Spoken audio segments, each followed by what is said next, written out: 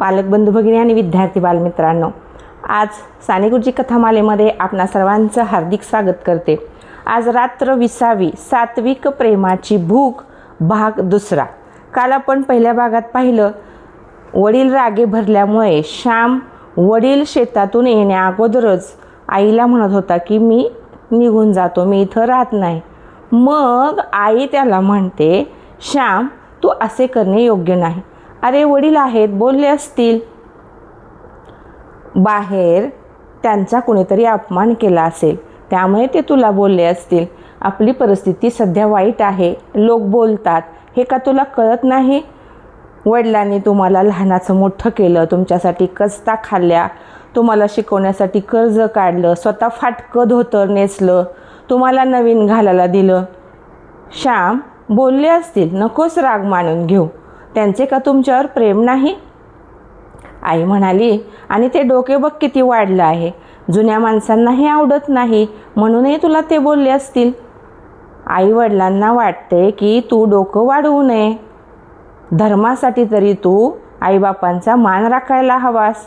श्याम म्हणाला, केसात कसला आलंय ग धर्म?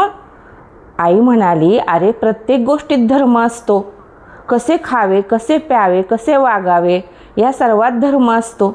मित्रांनो, त्यावेळी आईला मला नीट समजावून सांगता आले नाही, पण आज मला कळते की खरोखर प्रत्येक गोष्टीत धर्म असतो। प्रत्येक गोष्ट व्यवस्थित करायला हवी, सुंदर सुमंगल करणे म्हणजेच धर्म। खाणे पिणे बसणे उठणे बोलणे या सर्व गोष्टीत धर्म आहे, असं श्याम मित्रांना म्हणाला। मग आई त्याला म्हणाली, श्याम तू जाऊ नकोस। आई त्याला प्रेमाने सांगत होती, प्रेम देत होती, तिचे प्रेम आंधळे व बावळट नव्हते।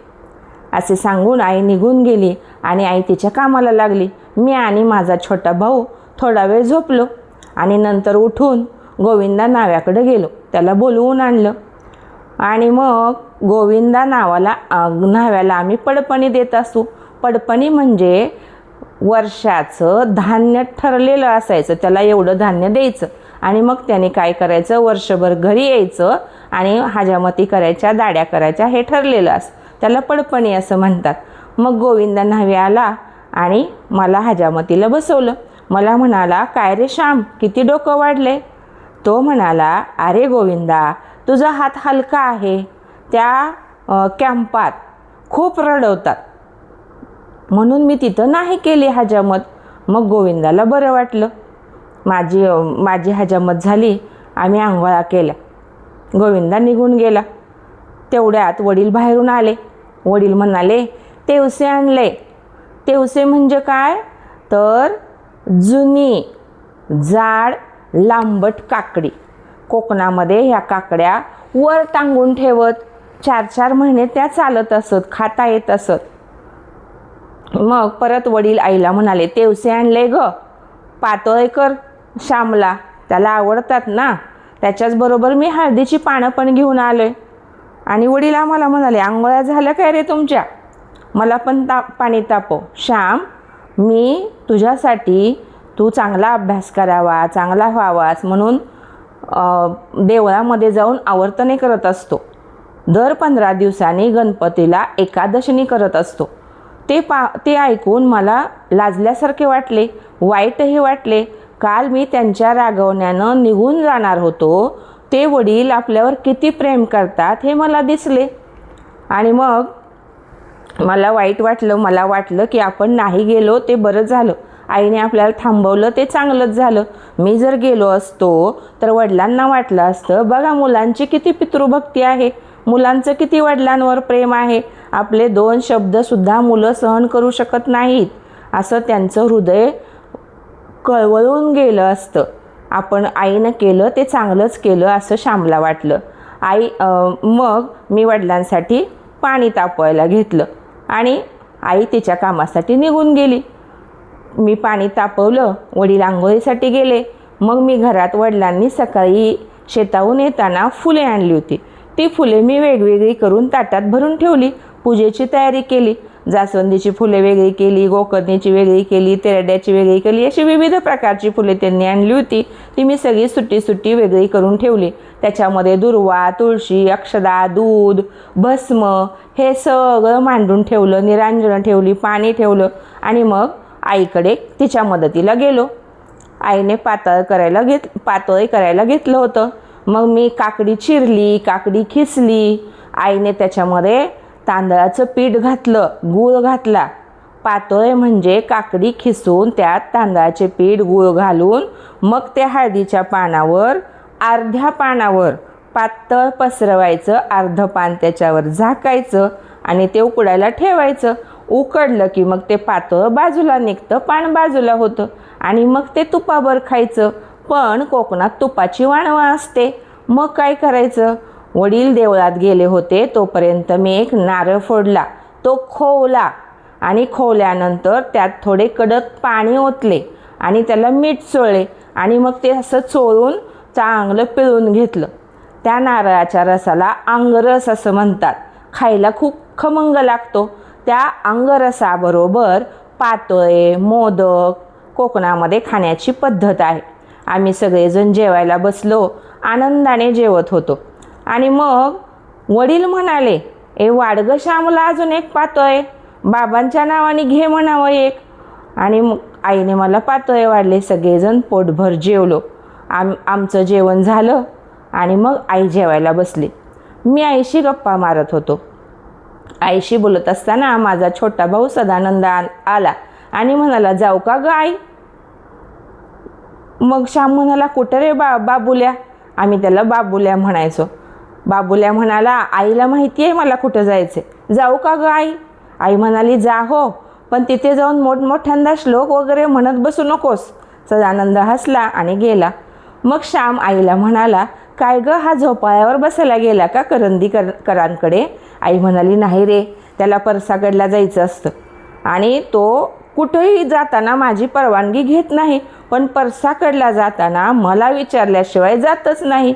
असं म्हणून मग श्याम आणि आई दोघे हसले. नंतर आईचं जेवण झालं आणि मग आईनं भांडी बाहेर नेली. मी पाटाला पाणी लावून पाट पुसून घेतले, कारण पाटावर भाताची शितं सांडलेली वगैरे असतात, त्यामुळे त्याला पाणी लावण्याची पद्धत आहे. पाट उचलून ठेवले. तोवर आईनं भांडी घासली. मी भांडी विसळून घेतली. मग आईनं विरजण लावायची सगळी भांडी घासली, विसळली आणि ती चुलीच्या पाठीमागं शेकण्यासाठी ठेवली. सदानंदाचं एक छोटंसं बोळकं होतं ते दह्याच्या विरजणाचं, ते पण घासून त्यात धुवून दूध ओतून ठेवलं उद्यासाठी दही म्हणून.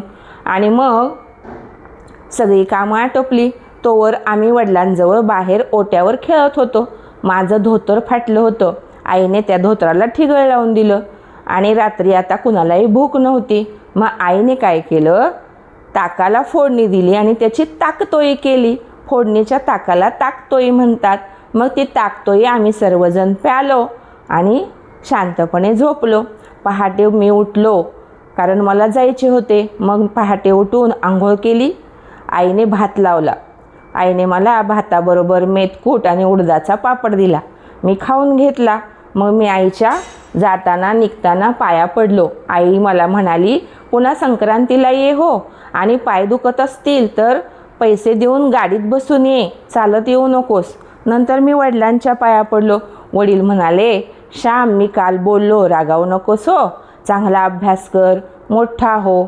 आणि मग मी छोट्या भावांकडे गेलो. त्या दोघांना कुरवाळले आणि मी निघालो. मला सोडवायला वडीलही माझ्याबरोबर आले.